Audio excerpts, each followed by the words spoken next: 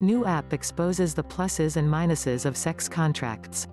Revelations of sex abuse, both proven and alleged, are everywhere these days, from Harvey Weinstein to recent claims against comedian Aziz Ansari. As a result, the concept of consent has come roaring to the forefront, causing some people to engage in frank discussions and others to look for ways to prevent allegations down the road.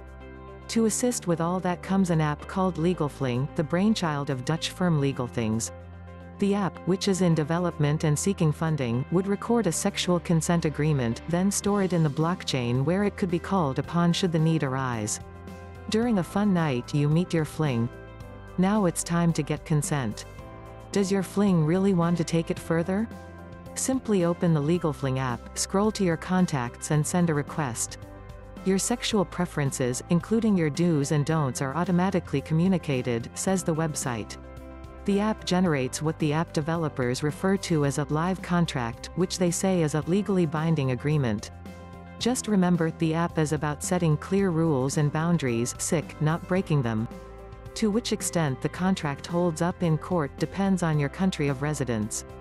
The app also allows partners to set parameters of things that are or aren't allowed, like explicit language and video taking.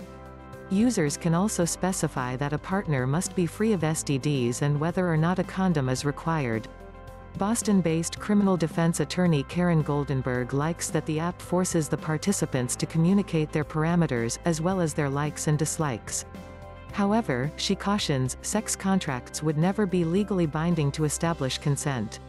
Imagine a scenario where two people plan to have casual sex and they use this app to establish consent and set boundaries.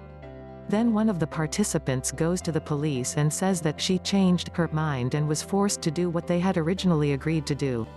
That would be sufficient for the partner to be charged with sexual assault. The contract would certainly go to the accused's state of mind, why he thought that his partner was consenting, which would be relevant in a situation where the party who claims to have been unwilling was not very vocal about her wishes. But it's not a decisive legal defense, it would be part of the jury's consideration. The contract may be helpful for the accused but would not serve as a defense, she emails. For their part, the app site says that consent can be withdrawn at any time, with one touch, or apply to just a few hours. Indeed, this isn't as newfangled as it might seem, although the legal contract component is taking things to a new level. Some people already use apps to negotiate sex more informally and in non-legally binding ways, says Dr. Jess O'Reilly, Astroglide's resident sexologist in an email interview. People often send texts indicating what they like and outlining their boundaries.